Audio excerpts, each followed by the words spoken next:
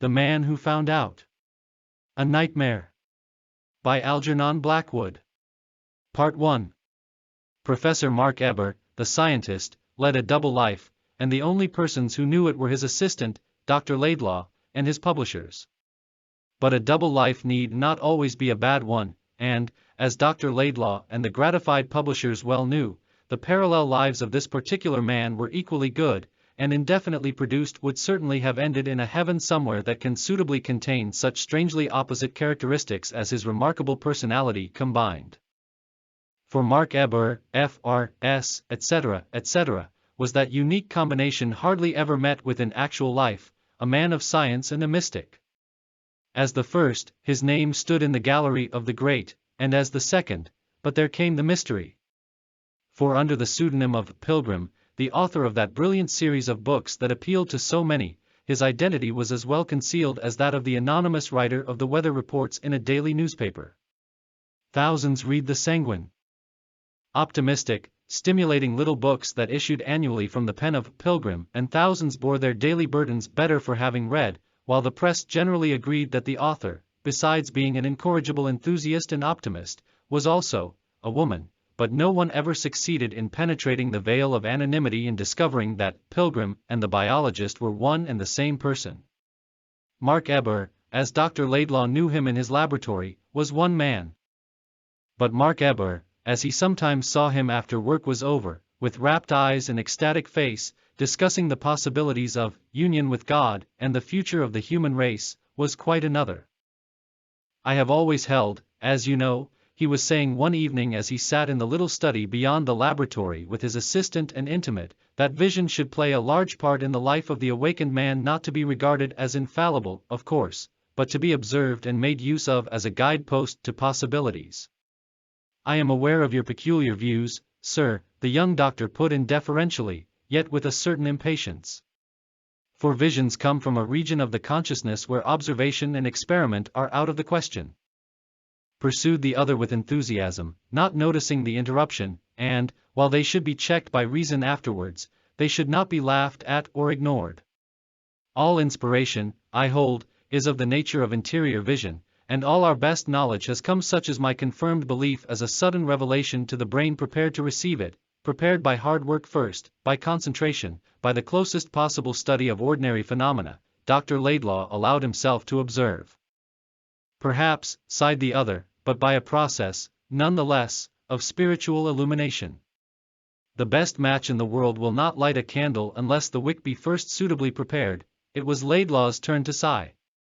He knew so well the impossibility of arguing with his chief when he was in the regions of the mystic, but at the same time the respect he felt for his tremendous attainments was so sincere that he always listened with attention and deference, wondering how far the great man would go and to what end this curious combination of logic and illumination would eventually lead him. Only last night, continued the elder man, a sort of light coming into his rugged features, the vision came to me again, the one that has haunted me at intervals ever since my youth, and that will not be denied. Dr. Laidlaw fidgeted in his chair. About the tablets of the gods, you mean, and that they lie somewhere hidden in the sands, he said patiently. A sudden gleam of interest came into his face as he turned to catch the professor's reply. And that I am to be the one to find them, to decipher them, and to give the great knowledge to the world, who will not believe, laughed Laidlaw shortly, yet interested in spite of his thinly veiled contempt. Because even the keenest minds, in the right sense of the word, are hopelessly unscientific, replied the other gently, his face positively aglow with the memory of his vision. Yet what is more likely, he continued after a moment's pause, peering into space with rapt eyes that saw things too wonderful for exact language to describe, than that there should have been given to man in the first ages of the world some record of the purpose and problem that had been set him to solve. In a word, he cried, fixing his shining eyes upon the face of his perplexed assistant, that God's messengers in the far-off ages should have given to his creatures some full statement of the secret of the world, of the secret of the soul, of the meaning of life and death, the explanation of our being here, and to what great end we are destined in the ultimate fullness of things. Dr. Laidlaw sat speechless. These outbursts of mystical enthusiasm he had witnessed before.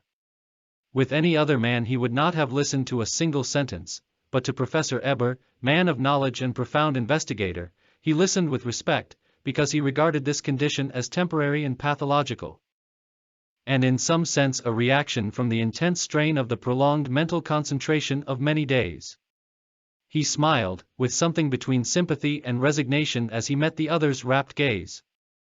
But you have said, sir, at other times, that you consider the ultimate secrets to be screened from all possible. The ultimate secrets, yes, came the unperturbed reply, but that there lies buried somewhere an indestructible record of the secret meaning of life, originally known to men in the days of their pristine innocence, I am convinced. And, by this strange vision so often vouchsafed to me, I am equally sure that one day it shall be given to me to announce to a weary world this glorious and terrific message. And he continued at great length and in glowing language to describe the species of vivid dream that had come to him at intervals since earliest childhood, showing in detail how he discovered these very tablets of the gods, and proclaimed their splendid contents whose precise nature was always, however, withheld from him in the vision to a patient and suffering humanity. The scrutator, sir, well described Pilgrim as the apostle of hope, said the young doctor gently, when he had finished, and now, if that reviewer could hear you speak and realize from what strange depths comes your simple faith, the professor held up his hand. And the smile of a little child broke over his face like sunshine in the morning. Half the good my books do would be instantly destroyed, he said sadly, they would say that I wrote with my tongue in my cheek. But wait, he added significantly, wait till I find these tablets of the gods. Wait till I hold the solutions of the old world problems in my hands. Wait till the light of this new revelation breaks upon confused humanity, and it wakes to find its bravest hopes justified. Ah! Then, my dear Laidlaw, he broke off suddenly, but the doctor, cleverly guessing the thought in his mind, caught him up immediately. Perhaps this very summer, he said, trying hard to make the suggestion keep pace with honesty, in your explorations in Assyria you're digging in the remote civilization of what was once Chaldea, you may find what you dream of. The professor held up his hand, and the smile of a fine old face. Perhaps, he murmured softly, perhaps, and the young doctor, thanking the gods of science that his leader's aberrations were of so harmless a character, went home strong in the certitude of his knowledge of externals, proud that he was able to refer his visions to self-suggestion, and wondering complacently whether in his old age he might not after all suffer himself from visitations of the very kind that afflicted his respected chief. And as he got into bed and thought again of his master's rugged face and finely shaped head, and the deep lines traced by years of work and self-discipline, he turned over on his pillow and fell asleep with a sigh that was half of wonder, half of regret. Part 2. It was in February, 9 months later, when Dr. Laidlaw made his way to Charing Cross to meet his chief after his long absence of travel and exploration. The vision about the so-called tablets of the gods had meanwhile passed almost entirely from his memory. There were few people in the train, for the stream of traffic was now running the other way, and he had no difficulty in finding the man he had come to meet. The shock of white hair beneath the low-crowned felt hat was alone enough to distinguish him by easily. "Here I am at last," exclaimed the professor, somewhat wearily, clasping his friend's hand as he listened to the young doctor's warm greetings and questions. "Here I am a little older, and much dirtier than when you last saw me." He glanced down laughingly at his travel-stained garments. "And much wiser," said Laidlaw, with a smile, as he bustled about the platform for porters and gave his chief the latest scientific news. At last they came down to practical considerations. "And your luggage, where is that?" "You must have tons of it, I suppose," said Laidlaw. "Hardly anything," Professor Eber answered. "Nothing, in fact, but what you see, nothing but this handbag," laughed the other, thinking he was joking. "And a small portmanteau in the van," was the quiet reply. "I have no other luggage." "You have no other luggage?" repeated Laidlaw, turning sharply to see if he were in earnest. "Why should I need more?" the professor added simply. Something in the man's face, or voice, or manner, the doctor hardly knew which, suddenly struck him as strange. There was a change in him, a change so profound, so little on the surface, that at first he had not become aware of it. For a moment it was as though an utterly alien personality stood before him in that noisy, bustling throng. Here, in all the homely, friendly turmoil of a Charing Cross crowd, a curious feeling of cold passed over his heart, touching his life with icy finger, so that he actually trembled and felt afraid. He looked up quickly at his friend, his mind working with startled and unwelcome thoughts. "Only this?" he repeated, indicating the bag. "But where's all the stuff you went away with? And have you brought nothing home, no treasures?" "This is all I have," the other said briefly. The pale smile that went with the words caused the doctor a second indescribable sensation of uneasiness. Something was very wrong, something was very queer. He wondered now that he had not noticed it sooner. "The rest follows, of course, by slow freight," he added tactfully, and as naturally as possible. "But come, sir, you must be tired and in want of food after your long journey. I'll get a taxi at once, and we can see about the other luggage afterwards." It seemed to him he hardly knew quite what he was saying. The change in his friend had come upon him so suddenly and now grew upon him more and more distressingly. Yet he could not make out exactly in what it consisted. A terrible suspicion began to take shape in his mind, troubling him dreadfully. "I am neither very tired, nor in need of food, thank you," the professor said quietly. "And this is all I have. There is no luggage to follow. I have brought home nothing but what you see." His words conveyed finality. They got into a taxi, tipped the porter, who had been staring in amazement at the venerable figure of the scientist, and were conveyed slowly and noisily to the house in the north of London where the laboratory was, the scene of their labors of years. And the whole way Professor Eber uttered no word, nor did Dr. Laidlaw find the courage to ask a single question. It was only late that night, before he took his departure. As the two men were standing before the fire in the study where they had discussed so many problems of vital and absorbing interest, that Dr. Laidlaw at last found strength to come to the point with direct questions. The professor had been giving him a superficial and desultory account of his travels, of his journeys by camel, of his encampments among the mountains and in the desert, and of his explorations among the buried temples, and, deeper, into the waste of the prehistoric sands. When suddenly the doctor came to the desired point with a kind of nervous rush, almost like a frightened boy. "And you found," he began stammering, looking hard at the other's dreadfully altered face, from which every line of hope and cheerfulness seemed to have been obliterated as a sponge wipes markings from a slate. "You found." "I found," replied the other, in a solemn voice, and it was the voice of the mystic rather than the man of science, "I found what I went to seek. The vision never once failed me. It led me straight to the place like a star in the heavens. I found the tablets of the gods." Dr. Laidlaw caught his breath, and steadied himself on the back of a chair. The words fell like particles of ice upon his heart.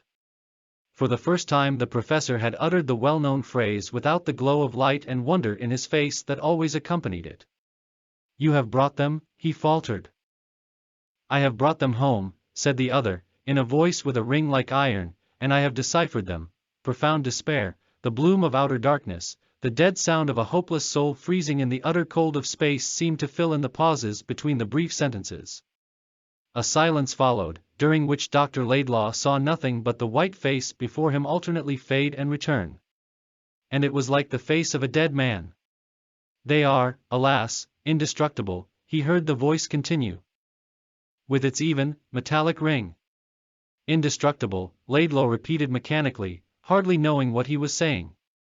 Again a silence of several minutes passed, during which, with a creeping cold about his heart, he stood and stared into the eyes of the man he had known and loved so long, and worshipped, too, the man who had first opened his own eyes when they were blind, and had led him to the gates of knowledge, and no little distance along the difficult path beyond, the man who, in another direction, had passed on the strength of his faith into the hearts of thousands by his books. "I may see them?" he asked at last, in a low voice he hardly recognized as his own. "You will let me know their message?" Professor Eber kept his eyes fixedly upon his assistant's face as he answered, with a smile that was more like the grin of death than a living human smile. "When I am gone," he whispered, "when I have passed away. Then you shall find them and read the translation I have made. And then, too, in your turn, you must try, with the latest resources of science at your disposal to aid you, to compass their utter destruction." He paused a moment, and his face grew pale as the face of a corpse. "Until that time," he added presently, without looking up, I must ask you not to refer to the subject again and to keep my confidence meanwhile absolute. OI. Part 3. A year passed slowly by, and at the end of it Dr. Laidlaw had found it necessary to sever his working connection with his friend and one-time leader. Professor Eber was no longer the same man. The light had gone out of his life, the laboratory was closed, he no longer put pen to paper or applied his mind to a single problem. In the short space of a few months he had passed from a hale and hearty man of late middle life to the condition of old age, a man collapsed and on the edge of dissolution. Death, it was plain, lay waiting for him in the shadows of any day, and he knew it. To describe faithfully the nature of this profound alteration in his character and temperament is not easy, but Dr. Laidlaw summed it up to himself in 3 words: loss of hope. The splendid mental powers remained indeed undimmed, but the incentive to use them for the help of others had gone. The character still held to its fine and unselfish habits of years, but the far goal to which they had been the leading strings had faded away. The desire for knowledge for its own sake had died, and the passionate hope which hitherto had animated with tireless energy the heart and brain of this splendidly equipped intellect had suffered total eclipse. The central fires had gone out. Nothing was worth doing, thinking, working for. There was nothing to work for any longer. The professor's first step was to recall as many of his books as possible, his second to close his laboratory and stop all research. He gave no explanation. He invited no questions. His whole personality crumbled away, so to speak, till his daily life became a mere mechanical process of clothing the body, feeding the body, keeping it in good health so as to avoid physical discomfort, and, above all, doing nothing that could interfere with sleep. The professor did everything he could to lengthen the hours of sleep, and therefore of forgetfulness. It was all clear enough to Dr. Laidlaw. A weaker man, he knew, would have sought to lose himself in one form or another of sensual indulgence, sleeping draughts, drink, the first pleasures that came to hand. Self-destruction would have been the method of a little bolder type, and deliberate evil-doing, poisoning with his awful knowledge all he could, the means of still another kind of man. Mark Eber was none of these. He held himself under fine control, facing silently and without complaint the terrible facts he honestly believed himself to have been unfortunate enough to discover. Even to his intimate friend and assistant, Dr. Laidlaw, he vouchsafed no word of true explanation or lament. He went straight forward to the end, knowing well that the end was not very far away. And death came very quietly one day to him, as he was sitting in the armchair of the study, directly facing the doors of the laboratory, the doors that no longer opened. Dr. Laidlaw, by happy chance, was with him at the time, and just able to reach his side in response to the sudden painful efforts for breath. Just in time, too, to catch the murmured words that fell from the pallid lips like a message from the other side of the grave. Read them, if you must, and, if you can, destroy. But, his voice sank so low that Dr. Laidlaw only just caught the dying syllables, but never, never give them to the world, and like a grey bundle of dust loosely gathered up in an old garment the professor sank back into his chair and expired. But this was only the death of the body. His spirit had died 2 years before. Part 4. The estate of the dead man was small and uncomplicated, and Dr. Laidlaw, as sole executor and residuary legatee, had no difficulty in settling it up. A month after the funeral he was sitting alone in his upstairs library, the last sad duties completed, and his mind full of poignant memories and regrets for the loss of a friend he had revered and loved, and to whom his debt was so incalculably great. The last 2 years, indeed, had been for him terrible.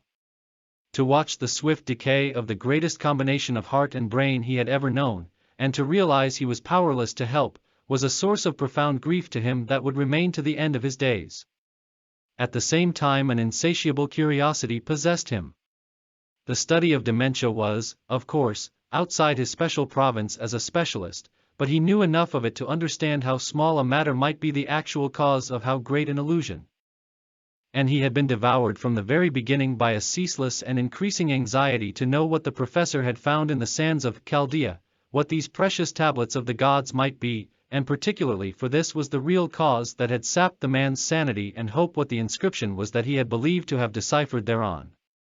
The curious feature of it all to his own mind was, that whereas his friend had dreamed of finding a message of glorious hope and comfort, he had apparently found, so far as he had found anything intelligible at all, and not invented the whole thing in his dementia, that the secret of the world, and the meaning of life and death, was of so terrible a nature that it robbed the heart of courage and the soul of hope. What, then, could be the contents of the little brown parcel the professor had bequeathed to him with his pregnant dying sentences? Actually, his hand was trembling as he turned to the writing table and began slowly to unfasten a small old-fashioned desk on which the small gilt initials, M.E., stood forth as a melancholy memento. He put the key into the lock and half turned it. Then, suddenly, he stopped and looked about him. Was that a sound at the back of the room? It was just as though someone had laughed and then tried to smother the laugh with a cough. A slight shiver ran over him as he stood listening. "This is absurd," he said aloud, "too absurd for belief that I should be so nervous. It's the effect of curiosity unduly prolonged." He smiled a little sadly and his eyes wandered to the blue summer sky and the plane trees swaying in the wind below his window. "It's the reaction," he continued. "The curiosity of 2 years to be quenched in a single moment. The nervous tension, of course, must be considerable." He turned back to the brown desk and opened it without further delay. His hand was firm now, and he took out the paper parcel that lay inside without a tremor. It was heavy. A moment later there lay on the table before him a couple of weather-worn plaques of grey stone. They looked like stone, although they felt like metal, on which he saw markings of a curious character that might have been the mere tracings of natural forces through the ages, or, equally well, the half-obliterated hieroglyphics cut upon their surface in past centuries by the more or less untutored hand of a common scribe. He lifted each stone in turn and examined it carefully.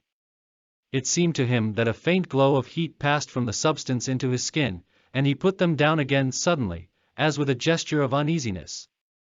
"A very clever, or a very imaginative man," he said to himself, "who could squeeze the secrets of life and death from such broken lines as those." Then he turned to a yellow envelope lying beside them in the desk, with the single word on the outside in the writing of the professor, the word translation. "Now," he thought, taking it up with a sudden violence to conceal his nervousness, "now for the great solution. Now to learn the meaning of the worlds, and why mankind was made, and why discipline is worth while, and sacrifice and pain the true law of advancement." There was the shadow of a sneer in his voice, and yet something in him shivered at the same time. He held the envelope as though weighing it in his hand, his mind pondering many things. Then curiosity won the day, and he suddenly tore it open with the gesture of an actor who tears open a letter on the stage, knowing there is no real writing inside at all. A page of finely written script in the late scientist's handwriting lay before him. He read it through from beginning to end, missing no word, uttering each syllable distinctly under his breath as he read. The pallor of his face grew ghastly as he neared the end. He began to shake all over as with ague. His breath came heavily in gasps. He still gripped the sheet of paper, however, and deliberately, as by an intense effort of will, read it through a second time from beginning to end. And this time, as the last syllable dropped from his lips, the whole face of the man flamed with a sudden and terrible anger. His skin became deep, deep red, and he clenched his teeth. With all the strength of his vigorous soul he was struggling to keep control of himself. For perhaps 5 minutes he stood there beside the table without stirring a muscle. He might have been carved out of stone. His eyes were shut, and only the heaving of the chest betrayed the fact that he was a living being. Then, with a strange quietness, he lit a match and applied it to the sheet of paper he held in his hand. The ashes fell slowly about him, piece by piece, and he blew them from the windowsill into the air, his eyes following them as they floated away on the summer wind that breathed so warmly over the world. He turned back slowly into the room. Although his actions and movements were absolutely steady and controlled, it was clear that he was on the edge of violent action. A hurricane might burst upon the still room any moment. His muscles were tense and rigid. Then, suddenly, he whitened, collapsed, and sank backwards into a chair, like a tumbled bundle of inert matter. He had fainted. In less than half an hour he recovered consciousness and sat up. As before, he made no sound. Not a syllable passed his lips. He rose quietly and looked about the room. Then he did a curious thing. Taking a heavy stick from the rack in the corner, he approached the mantelpiece, and with a heavy shattering blow he smashed the clock to pieces. The glass fell in shivering atoms. "Cease your lying voice forever," he said, in a curiously still, even tone. "There is no such thing as time." He took the watch from his pocket, swung it round several times by the long gold chain, smashed it into smithereens against the wall with a single blow, and then walked into his laboratory next door, and hung its broken body on the bones of the skeleton in the corner of the room. "Let one damned mockery hang upon another," he said, smiling oddly. "Delusions, both of you, and cruel as false." He slowly moved back to the front room.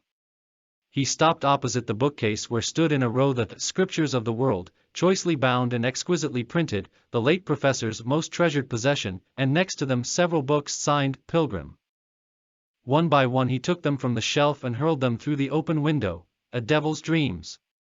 A devil's foolish dreams!" he cried, with a vicious laugh. Presently he stopped from sheer exhaustion. He turned his eyes slowly to the wall opposite, where hung a weird array of Eastern swords and daggers, scimitars and spears, the collections of many journeys.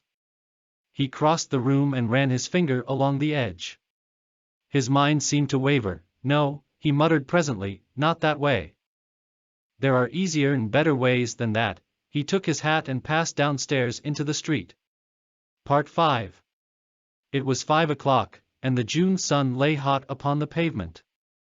He felt the metal doorknob burn the palm of his hand. "Ah, Laidlaw, this is well met," cried a voice at his elbow. "I was in the act of coming to see you. I've a case that will interest you, and besides, I remembered that you flavored your tea with orange leaves. And I admit..." It was Alexis Stephen, the great hypnotic doctor. "I've had no tea today," Laidlaw said, in a dazed manner, after staring for a moment as though the other had struck him in the face. A new idea had entered his mind. "What's the matter?" asked Dr. Stephen quickly. "Something's wrong with you. It's this sudden heat, or overwork. Come, man, let's go inside." A sudden light broke upon the face of the younger man, the light of a heaven-sent inspiration. He looked into his friend's face and told a direct lie. "Odd," he said, "I myself was just coming to see you. I have something of great importance to test your confidence with. But in your house, please," as Stephen urged him towards his own door, "in your house. It's only round the corner, and I cannot go back there to my rooms till I have told you. I'm your patient for the moment," he added stammeringly as soon as they were seated in the privacy of the hypnotist's sanctum, "and I want her, my dear Laidlaw," interrupted the other, in that soothing voice of command which had suggested to many a suffering soul that the cure for its pain lay in the powers of its own reawakened will. "I am always at your service, as you know. You have only to tell me what I can do for you, and I will do it." He showed every desire to help him out.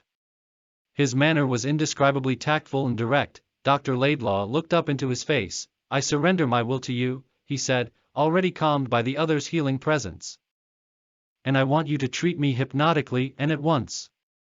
I want you to suggest to me," his voice became very tense, "that I shall forget till I die everything that has occurred to me during the last 2 hours, till I die, mind," he added, with solemn emphasis, "till I die." He floundered and stammered like a frightened boy.